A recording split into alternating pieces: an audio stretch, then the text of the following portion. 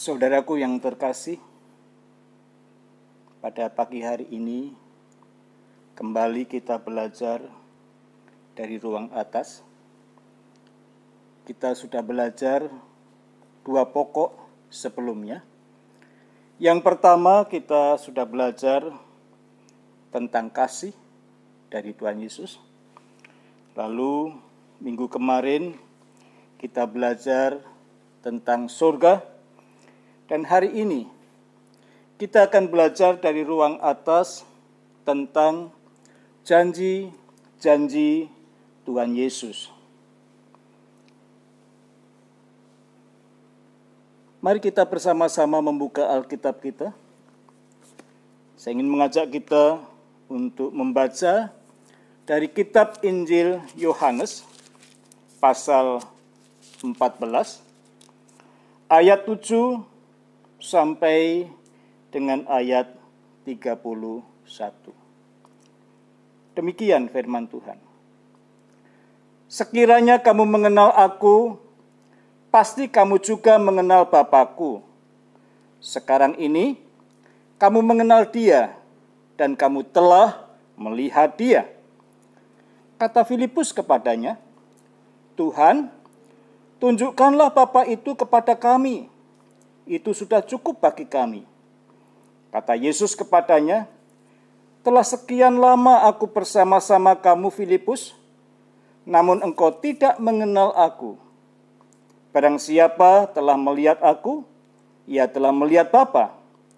Bagaimana engkau berkata, tunjukkanlah Bapa itu kepada kami? Tidak percayakah engkau bahwa aku di dalam Bapa dan Bapa di dalam aku? Apa yang aku katakan kepadamu, tidak aku katakan dari diriku sendiri, tetapi Bapa yang diam di dalam aku, Dialah yang melakukan pekerjaannya. Percayalah kepadaku bahwa aku di dalam Bapa dan Bapa di dalam aku, atau setidak-tidaknya percayalah karena pekerjaan itu sendiri. Aku berkata kepadamu, sesungguhnya barang siapa percaya kepadaku, ia akan melakukan juga pekerjaan-pekerjaan yang aku lakukan. Bahkan pekerjaan-pekerjaan yang lebih besar daripada itu. Sebab aku pergi kepada Bapa, dan apa juga yang kamu minta dalam namaku, aku akan melakukannya, supaya Bapa dipermuliakan di dalam Anak. Jika kamu meminta sesuatu kepadaku dalam namaku, aku akan melakukannya. Jika kamu mengasihi aku, kamu akan menuruti segala perintahku. Aku akan minta kepada Bapa, dan Ia akan memberikan kepadamu seorang penolong yang lain, supaya Ia menyertai kamu selama-lamanya, yaitu Roh kebenaran. Dunia tidak dapat menerima Dia, sebab dunia tidak melihat Dia dan tidak mengenal Dia. Tetapi kamu mengenal Dia, sebab Ia menyertai kamu dan akan diam di dalam kamu. Aku tidak akan meninggalkan kamu sebagai yatim piatu. Aku datang kembali kepadamu. Tinggal sesaat lagi, dan dunia tidak akan melihat aku lagi. Tetapi kamu melihat aku, sebab aku hidup, dan kamu pun akan hidup. Pada waktu itulah kamu akan tahu bahwa aku di dalam Bapa-Ku, dan kamu di dalam aku, dan aku di dalam kamu. Barang siapa memegang perintahku dan melakukannya, dialah yang mengasihi aku. Dan barang siapa mengasihi aku, ia akan dikasihi oleh Bapa-Ku, dan aku pun akan mengasihi dia, dan akan menyatakan diriku kepadanya. Yudas, yang bukan Iskariot, berkata kepadanya, Tuhan, apakah sebabnya maka engkau hendak menyatakan dirimu kepada kami dan bukan kepada dunia? Jawab Yesus, Jika seorang mengasihi aku, ia akan menuruti firman-Ku, dan Bapa-Ku akan mengasihi dia, dan kami akan datang kepadanya, dan diam bersama-sama dengan dia. Barang siapa tidak mengasihi aku, ia tidak menuruti firman-Ku, dan firman yang kamu dengar itu bukanlah daripadaku, melainkan dari Bapa yang mengutus aku. Semuanya itu kukatakan kepadamu selagi aku bersama-sama dengan kamu. Tetapi penghibur, yaitu Roh Kudus, yang akan diutus oleh Bapa dalam namaku, dialah yang akan mengajarkan segala sesuatu kepadamu, dan akan mengingatkan kamu akan semua yang telah kukatakan kepadamu. Damai sejahtera kutinggalkan bagimu, damai sejahteraku kuberikan kepadamu, dan apa yang kuberikan tidak seperti yang diberikan oleh dunia kepadamu. Janganlah gelisah dan gentar hatimu. Kamu telah mendengar bahwa aku telah berkata kepadamu, aku pergi, tetapi aku datang kembali kepadamu. Sekiranya kamu mengasihi aku, kamu tentu akan bersukacita karena aku pergi kepada Bapa-Ku, sebab Bapa lebih besar daripada aku. Dan sekarang juga aku mengatakannya kepadamu sebelum hal itu terjadi, supaya kamu percaya apabila hal itu terjadi. Tidak banyak lagi aku berkata-kata dengan kamu, sebab penguasa dunia ini datang dan tidak berkuasa sedikit pun atas diriku. Tetapi supaya dunia tahu bahwa aku mengasihi Bapa dan bahwa aku melakukan segala sesuatu seperti yang diperintahkan Bapa kepadaku. Bangunlah, marilah kita pergi dari sini. Demikian firman Tuhan. Mari kita berdoa terlebih dahulu.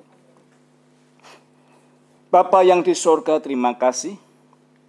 Bersyukur kami boleh mendengar kembali firman-Mu dinyatakan kepada kami hari ini. Biarlah Roh Kudus menyertai dan membimbing kami ketika kami memahami akan firman-Mu. Terima kasih Tuhan.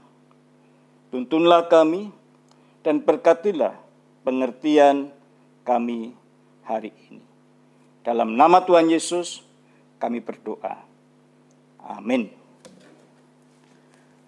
Saudaraku yang dikasihi Tuhan, Tuhan Yesus sudah mempersiapkan para murid untuk kepergiannya yang akan terjadi. Dan Tuhan Yesus memberitahu kepada mereka alasan mengapa dia pergi, yaitu untuk mempersiapkan tempat bagi mereka. Yohanes 14 ayat yang kedua. Jaminannya untuk kembali kepada mereka menenangkan hati murid-muridnya.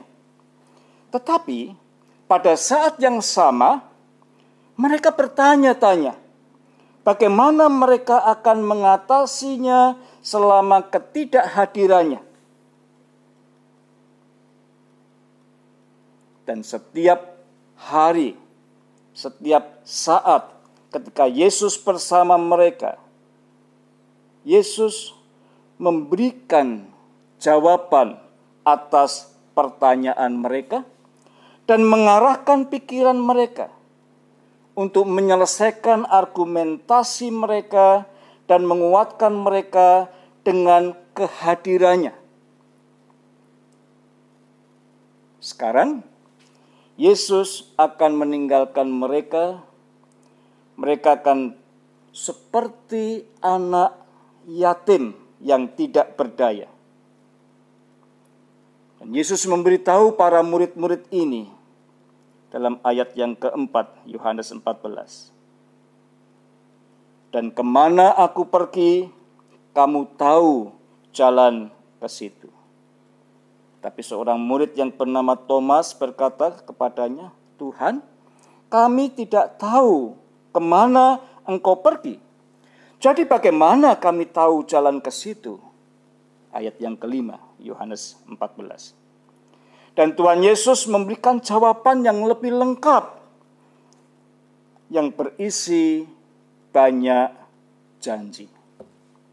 Mari kita lihat dari kitab suci kita, janji-janji Tuhan Yesus. Yang pertama, janji mengenal Bapa melalui mengenal Yesus. Yohanes 14 ayat 5 sampai ayat 11. Jika saudara mengenal Yesus, maka saudara mengenal Allah Bapa. Ketika kita mengetahui tentang Yesus, pengetahuan itu tidak terbatas dalam pengenalan Yesus, seorang laki-laki yang mempunyai pribadi yang baik. Dia dikenal sebagai guru untuk orang-orang Yahudi. Dia juga mengalami kematian sebagai martir, disalib, dan juga kita bisa mengenal Yesus sebagai seorang nabi Israel. Nah, itu hanyalah sebagian dari pengenalan akan Yesus. Kita dapat mengenal lebih lagi mengenai Yesus, yaitu ketika kita mengenal Yesus, kita bisa melihat Bapa, yaitu Allah Bapa. Saudara, mungkin pernah melihat seorang anak yang berjalan, yang berbicara dengan gaya seperti ayahnya. Apa yang dapat kita katakan tentang bocah atau anak itu? Mungkin saudara berkomentar, wah, anak ini persis dengan bapaknya. Nah, kita juga dapat mengenal, ketika kita mengenal Yesus, kita dapat melihat Bapa.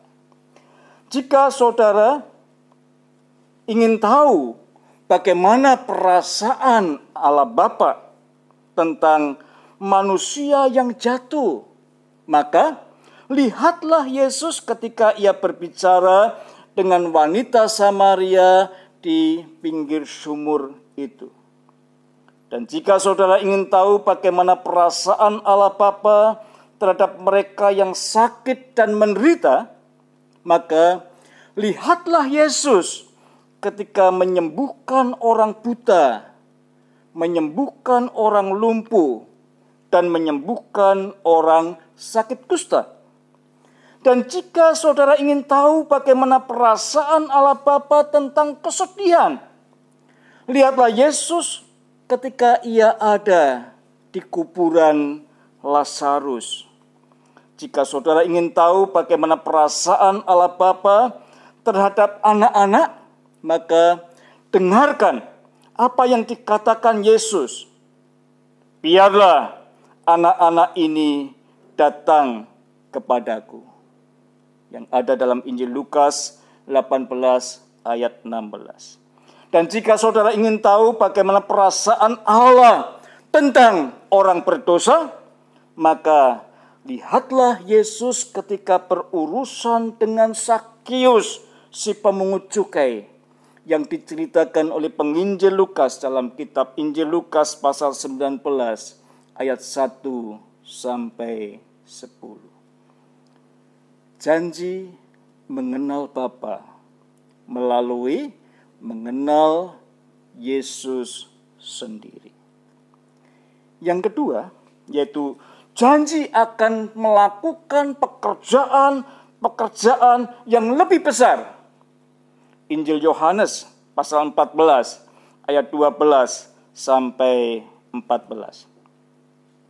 Para murid sudah melihat Yesus melakukan pekerjaan-pekerjaan yang ajaib, penuh dengan mujizat. Tetapi Tuhan Yesus menyatakan kepada mereka dengan mengatakan bahwa mereka akan dapat melakukan pekerjaan-pekerjaan yang lebih besar.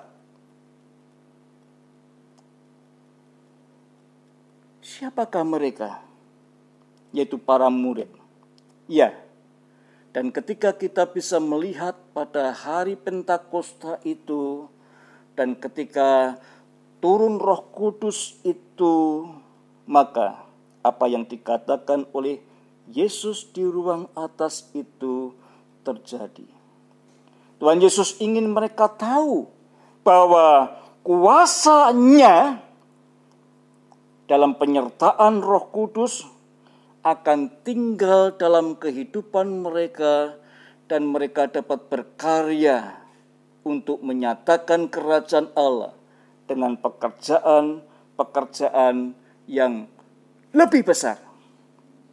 Dan itu terbukti. Yang ketiga, janji untuk seorang penolong, yaitu Roh Kudus. Yohanes 14 ayat 15 sampai dengan ayat 24. Tuhan Yesus berjanji tidak akan meninggalkan para murid-Nya sebagai yatim yang tidak berdaya. Dia berjanji bahwa melalui Roh Kudus Dia akan datang untuk menyertai para murid-murid ini. Tuhan Yesus berjanji kepada mereka kehadiran Roh Kudus ini abadi, yang akan membawa kasih dan membawa kepatuhan dalam kehidupan orang-orang yang percaya kepadanya. Kita bisa lihat di ayat yang ke-21 sampai 24. Demikian. Barang siapa memegang perintahku dan melakukannya, dialah yang mengasihi aku. Dan barang siapa mengasihi aku, ia akan dikasihi oleh Bapa-Ku. Dan aku pun akan mengasihi dia, dan akan menyatakan diriku kepadanya. Yudas, yang bukan Iskariot, berkata kepadanya, Tuhan, apakah sebabnya maka engkau hendak menyatakan dirimu kepada kami, dan bukan kepada dunia? Jawab Yesus, jika seorang mengasihi aku, ia akan menuruti firman-Ku, dan Bapa-Ku akan mengasihi dia, dan kami akan datang kepadanya, dan diam bersama-sama dengan dia. Barang siapa tidak mengasihi aku, ia tidak menuruti firman-Ku, dan firman yang kamu dengar itu bukanlah daripadaku, melainkan dari Bapa yang mengutus aku.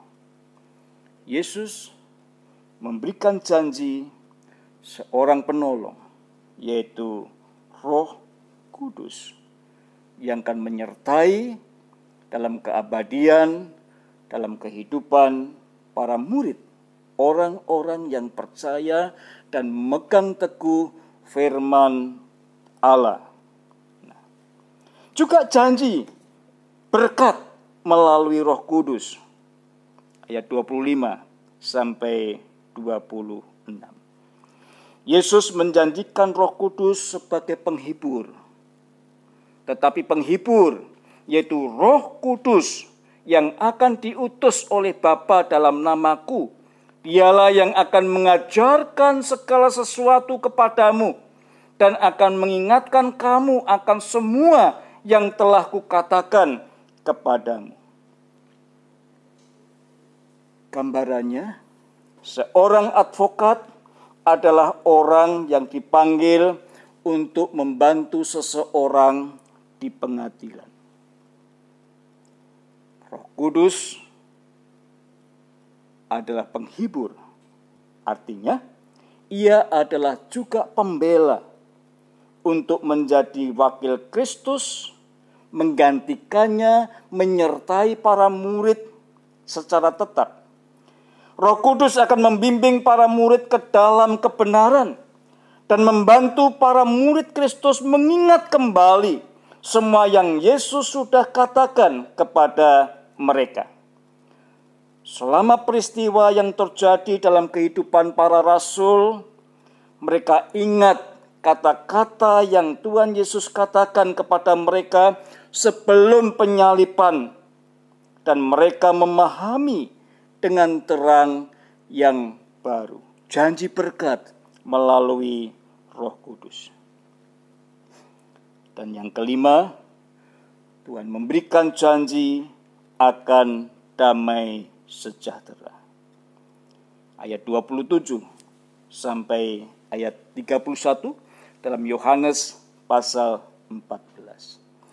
Tuhan Yesus tidak berjanji kepada para murid bahwa hidup mereka akan mudah.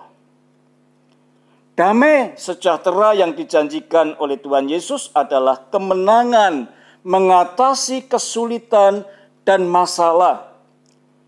Dunia menganggap kedamaian sebagai tempat di mana tidak ada rasa sakit, tidak mengalami duka, kedamaian untuk melarikan diri. Tapi damai sejahtera yang Yesus berikan adalah shalom, yang berarti segala sesuatu yang menghasilkan kebaikan tertinggi bagi kita. Itu adalah kedamaian yang tidak tergantung pada keadaan di luar diri kita. Ada seorang yang bernama Archibald Rutledge. Orang ini mengunjungi seorang tua yang tinggal sendirian di daerah terpencil. Archibald Rutledge adalah seorang militer. Dia berkata kepada pria itu, "Kamu pasti keberatan hidup sendirian seperti ini." Tetapi bapak tua ini mendongakkan kepalanya melihat Pak Rutledge ini dan menjawab, "Pak Rutledge, saya tidak sepenuhnya sendirian.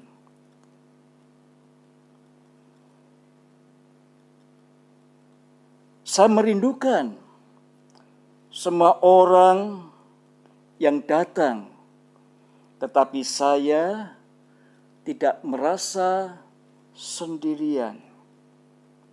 Nah, Pak Rutledge menjawab, "Syukur ada orang lain yang datang ke sini untuk menemui Bapak. Saya sangat senang mendengarnya." Lalu Pak tua itu berkata, "Kapten,